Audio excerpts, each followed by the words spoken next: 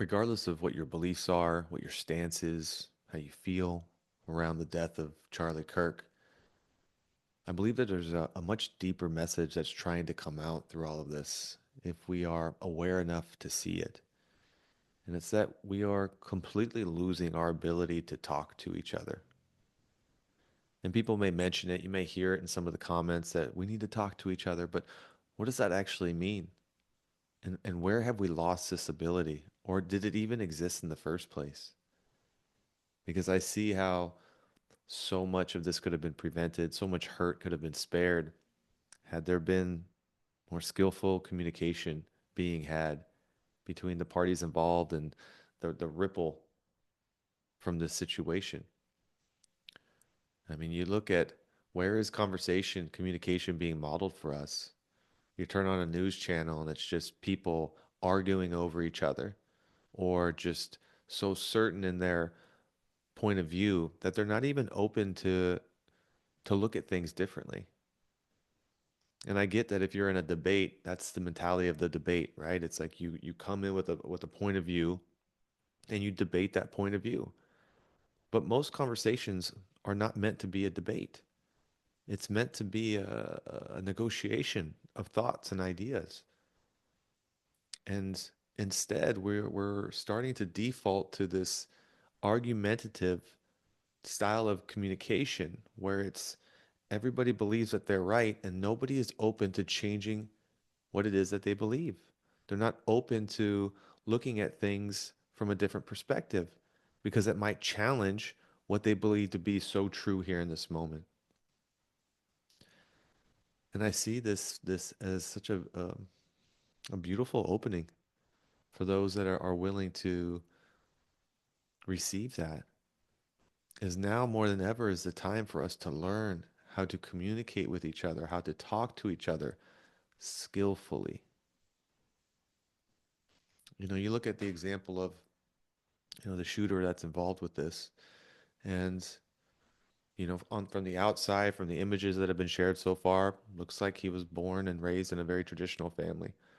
So I would assume that there was, a solid relationship there between the parents and the child, the father and the child. And I'm curious, as one's ideologies start to change and the conversation at dinner begins to move in a different direction, there's an awareness and a curiosity that could be met there.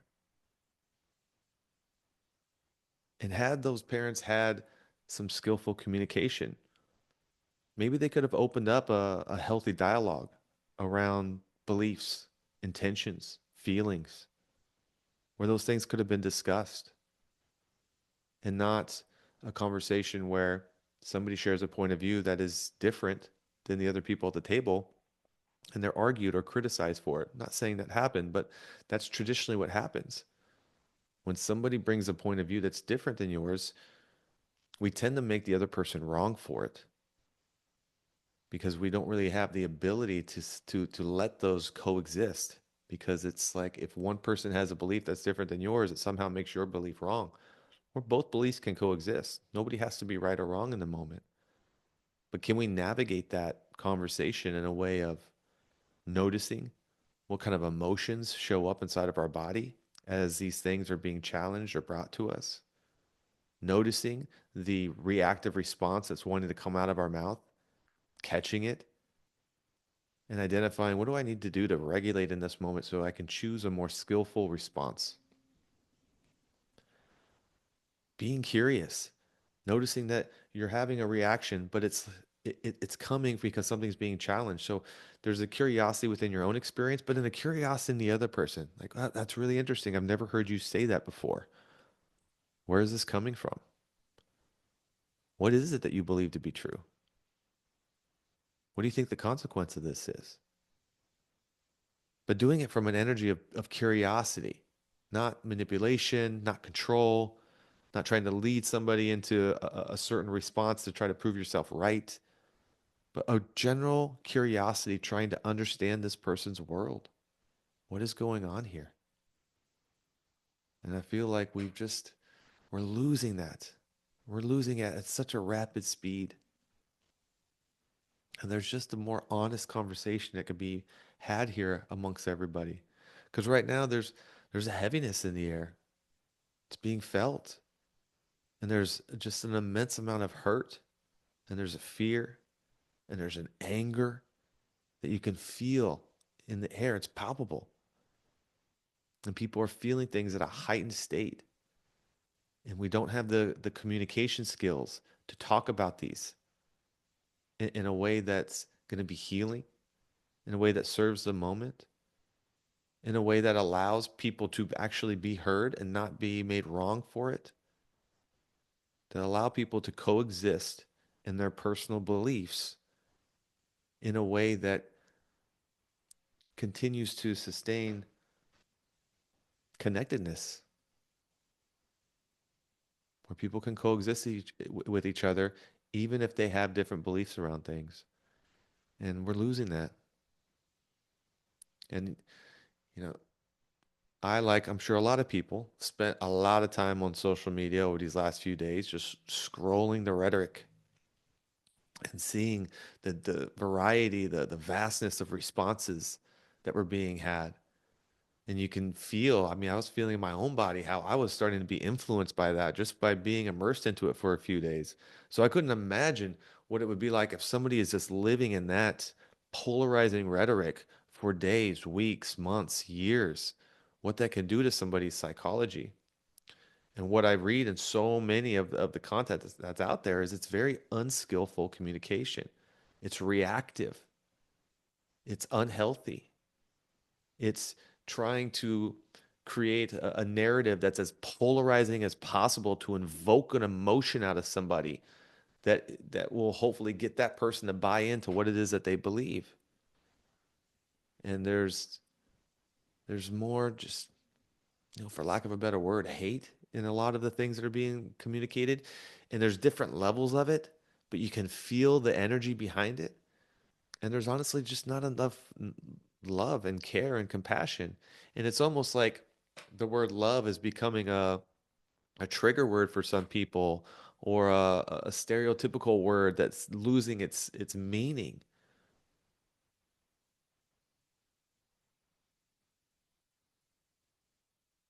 But just like people have their stance on faith, your stance on love is just as important because that's the energy that we coexist with each other in. That's the energy where we can have acceptance, where we can have compassion, where we can have gratitude. All stems in love. And we're losing our ability to love one another because we're losing our ability to communicate,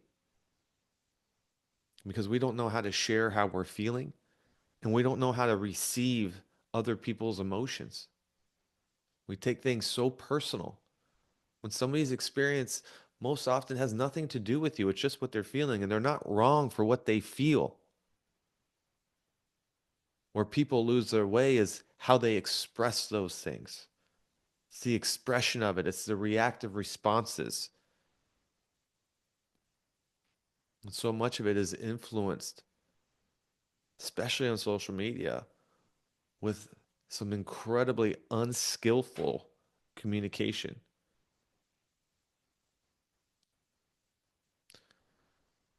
And I bring this message to you here in this moment just as a hope of planting a seed, the importance of this work, of the importance of us learning how to say the hard things and how to do them skillfully, how to coexist with one another in a time where things are becoming incredibly polarizing and where connection is harder to find than it's ever been. You walk down the street these days and you just see people, the bulk of people just staring at their phones. We don't even look at each other anymore. The thought of connecting with somebody that you don't know feels like an inconvenience. It's like you don't even want it. You want to just stay in your world. Even the people that you do have relationships with, they reach out and they want to connect. And a lot of times it's like, nah, I just want to stay here and just be in my home or be on my phone. I want to be immersed in this world, not that one. And we're slowly seeing the byproduct of that. And I want to bring a better message into the world, a better intention, a better way of being. Because while immersing ourselves in the world of social media and distraction and all of these other things may have a short-term fix of distracting us from the things that we don't want to think about, we don't want to feel, the long-term effect of that is it's making us numb to ourselves, to the people in our life, to this world. We're losing the ability to feel because we're allowing all of these outside influences to become our experience.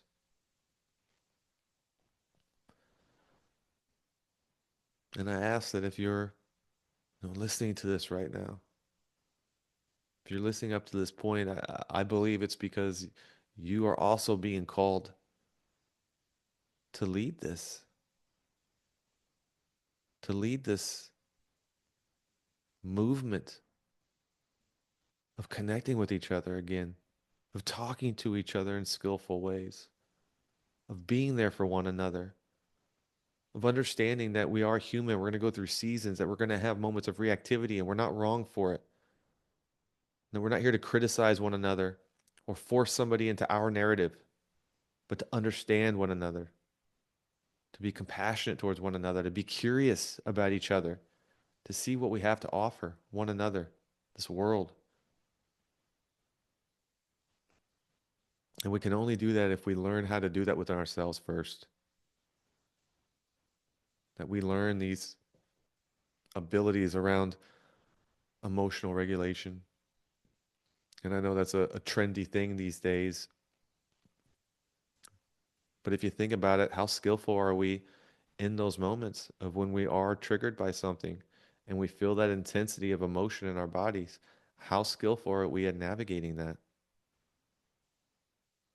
At calming ourselves down or asking for what we need, choosing skillful words in that moment, knowing if the moment is calling for us to be the feeler in that moment or to be the listener, the seer, and knowing how to differentiate between those two, bounce back and forth if needed, and have that energetic agility. And how skillful are we at choosing the right words in the right moments?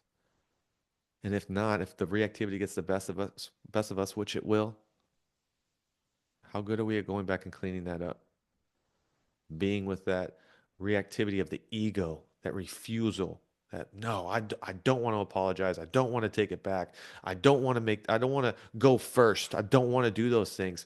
What is that energy in the body and why is it so strong? And how do we meet that energy and choose the right thing as quickly as we can?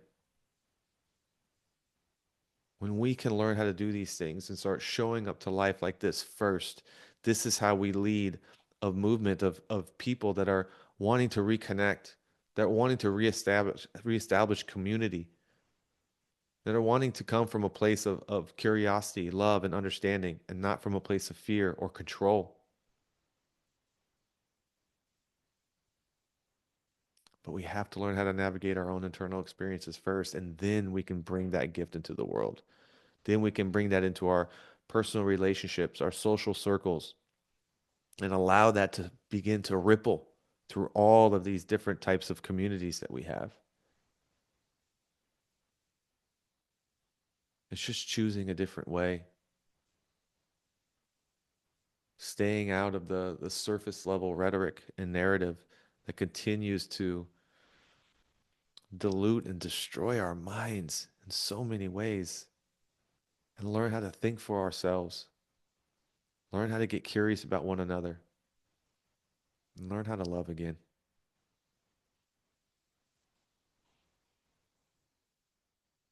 I send my love to each and every one of you. As we navigate moments like this in life, the heaviness, regardless of what heaviness you're feeling around it, what that's rooted in, you are validated in what you feel.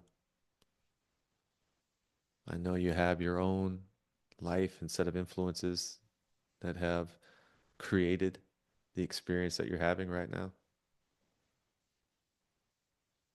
And I hope that you allow love into your life in this moment and that you choose to see everyone, that regardless of how they're responding to it, there's a human being underneath it. And if it's a reactive response, it's coming from a place of hurt and a place of fear. And when we can see that in each other, we can begin to start to look at each other through the lens of love. And we can begin to understand and we can begin to heal. Thank you for taking the time to listen to me on this. I felt compelled. I felt like I just needed to let my heart speak for a moment. And I appreciate you listening. And I'll see you next time.